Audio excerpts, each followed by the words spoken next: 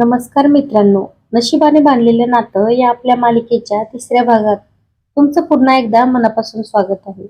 मागच्या भागात आपण पाहिलं की आर्यनला त्याच्या वडिलांचं एक जुनं पत्र मिळतं आणि त्या पत्रातून त्याच्या आईचा मृत्यू साधा अपघात नसल्याचा संशय निर्माण होतो.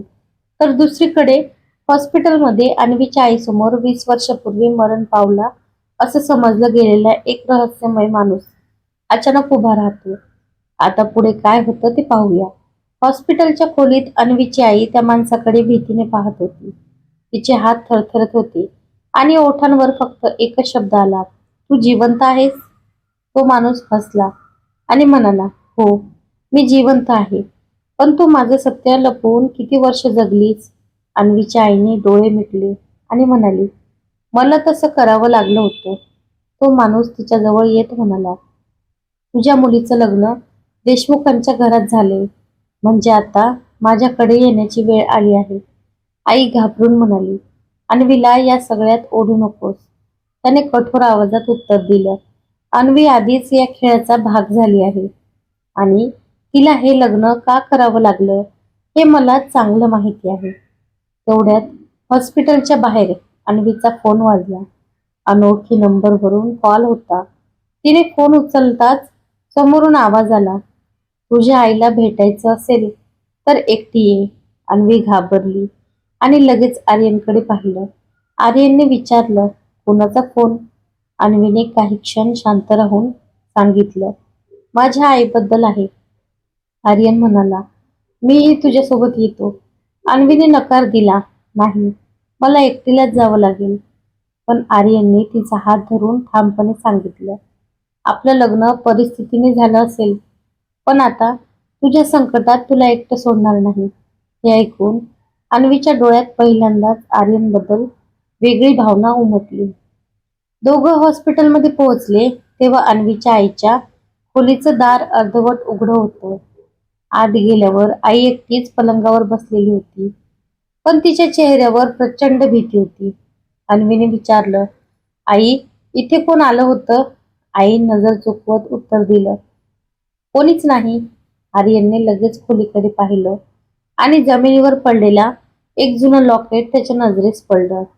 त्याने ते उचललं आणि ते पाहताच त्याचा चेहरा बदलला, कारण त्याच्यासारखंच एक लॉकेट त्याच्या आईकडेही होतं. आर्यनने विचारलं, "हे कुणाचं आहे?" अन्वीची आई काही बोलली नाही. आर्यनने पुन्हा विचारलं, "माझ्या आईकडे याचं दुसरं लॉकेट होतं. तुम्हाला हे कुठून मिळालं?"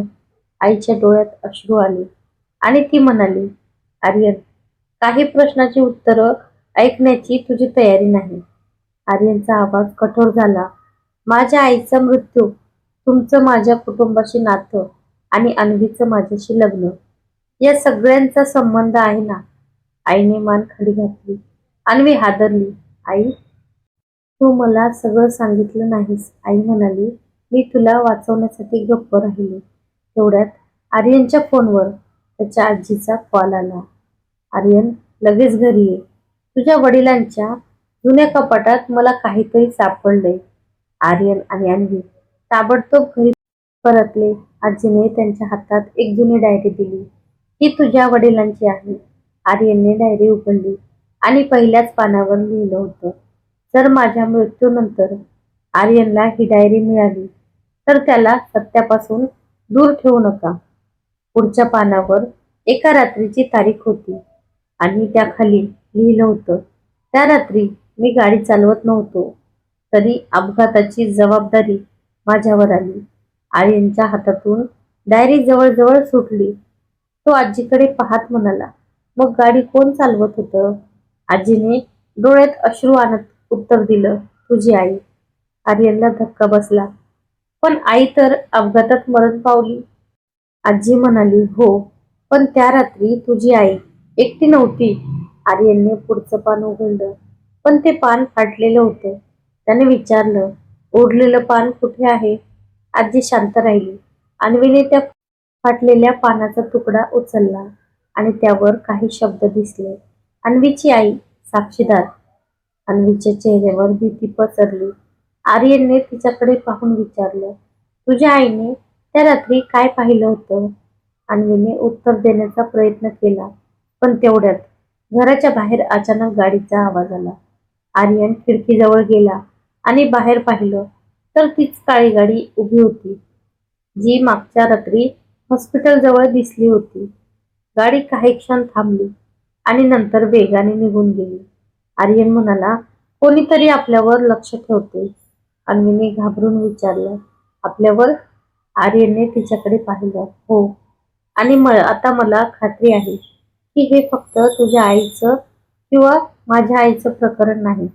कुणीतरी आपल्या लग्नाचा वापर करून जुनं सत्य दडपवण्याचा प्रयत्न करतोय. तेवढ्यात आजीने एक वाक्य म्हटलं, तुमचं लग्न झालं नसतं तर हे रहस्य कधीच बाहेर आलं नसतं. आर्यन म्हणाला, म्हणजे माझं आणि अन्वीचं लग्न कोणीतरी मुद्दाम घडवलं? आजी काही बोलण्याआधीच घरातील लाईट बंद झाली. अंधारात कुठेतरी काच फुटल्याचा आवाज आला. अन्वी घाबरून आर्यनच्या जवळ आली. काही सेकंदांनी लाईट आली, तेव्हा टेबलवर ठेवलेली डायरी गायब होती. आर्यन संतापला आणि घरातील सगळ्यांना विचारू लागला, पण कोणालाच काही माहिती नव्हतं. अचानक अन्वीच्या फोनवर एक फोटो आला. तो फोटो पाहून तिच्या अंगावर काटा आला, कारण त्या फोटोमध्ये तिची आई, आर्यनची आई आणि तोच रहस्यमय माणूस 20 वर्षापूर्वी एकत्र उभे होते. फोटोच्या खाली फक्त एक वाक्य लिहिलं होतं, तुझं लग्न प्रेमाची सुरुवात नाही, तर एका जुन्या हिशोबाची सुरुवात आहे. अन्वीने तो फोटो आर्यनला दाखवला. आर्यन काही क्षण तो फोटो पाहत राहिला आणि मग म्हणाला, आता आपण सत्य शोधल्याशिवाय थांबणार नाही. अन्वीने विचारलं, पण जर सत्यामुळे आपलं नातं तुटलं तर? आर्यन तिच्याकडे पाहत म्हणाला, आपलं नातं खोट्यावर उभं असेल तर ते टिकवायचं नाही, पण जर तू निर्दोष असशील तर तुला या सगळ्यातून बाहेर काढणं ही माझी जबाबदारी आहे. अन्वीच्या डोळ्यात अश्रू आले. त्या क्षणी तिच्या आईचा फोन आला आणि आई फक्त एवढंच म्हणाली, अन्वी, आर्यनवर विश्वास ठेव, पण घरातल्या एका व्यक्तीपासून सावध राहा. अन्वीने घाबरून विचारलं, कोणापासून?